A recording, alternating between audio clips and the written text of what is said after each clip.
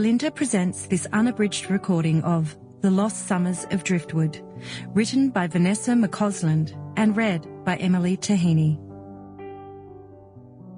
In loving memory of Noel Cooney. Part 1. Ripples. Then. The sun is hot and syrupy on their young bodies. Their eyes glint with mischief and the freedom of days spent in and out of the water. The river teems with the sounds of summer. Cicadas, frogs, jumping fish. Camilla is outstretched on the warm wood of the jetty, her small face trained skyward. She is only 8, but already she understands the way she must arrange her body on her towel to look good. Her swimming costume is hot pink. She has matching sunglasses. Jez splashes through the water, hooting with delight. He dives deep and feels the cool water run through his hair as he emerges toothy and smiling. Phoebe perches on the jetty watching him, her hair a tangle of salt and knots from the long, hot January days. Her eyes squint tight against the river's glare. She considers whether to join Jez's game, to feel the jolt of joy that comes from being near him. Tommy is out deeper than the others, past the place where the eels are and way past the end of the jetty.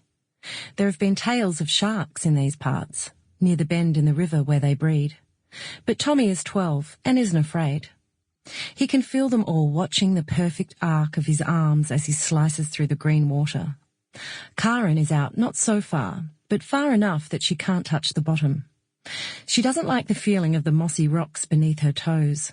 But she is brave, almost as brave as Tommy, because of being the second eldest and the tallest of them all.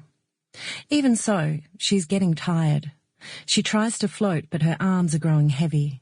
She dips her long legs down and nothing is there to meet them. She gasps and the water goes into her open mouth. She coughs. "Jellyfish! Lots of them!" Camilla shouts. She is standing, pointing wildly, a bright pink beacon on the jetty. All the children cry out and there's the thrash of limbs. Please don't let me get stung, Karin thinks. She imagines she can see them luminous, pulsating like tiny white hearts. It feels like they are tangling through her legs, their tendrils in her hair. She tries to lift her head, but she can't. She wants to cry out, but she can't.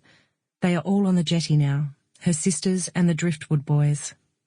Her body is as heavy as the old fish bucket on the jetty when it's full of water. If only someone would pull the rope to heave it out. Pull the rope. She is screaming, but only bubbles come out. There is nothing to push off. Everything is turning green, as green and murky as those mossy rocks. Karin feels Phoebe's arms around her before she sees her. Warm skin pressing against hers, the familiar brown of her hair against her cheek. Karin is being pulled through the water on her back. A lone bird soars overhead against the blue sky, and she feels as fast and free as if she were flying. Tommy's face flashes past, white with fear. He's yelling, but Karin can't make out the words. She hears crying and wonders if it's coming from her, but nothing happens when she tries to speak. Camilla's cheeks are wet with tears, and she's down on the sand, gasping as though she can't breathe either. Warm breath on her cheek. Karin looks up into Phoebe's eyes, which are not scared, but fierce. She presses against Karin's chest once, twice, and then it feels like the whole river is coming out of her mouth. "Phoebe," Karin says as her sister turns her onto her side on the sand and smooths the hair from her face. "You saved me." Chapter 1. Phoebe traced the straight line of the horizon with her finger, the sun sinking over its lip. She could almost smell the salt from the deep blue sea.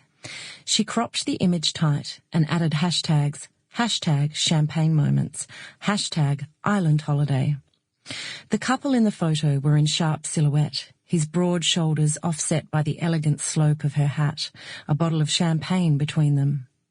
She was the gatekeeper of perfection.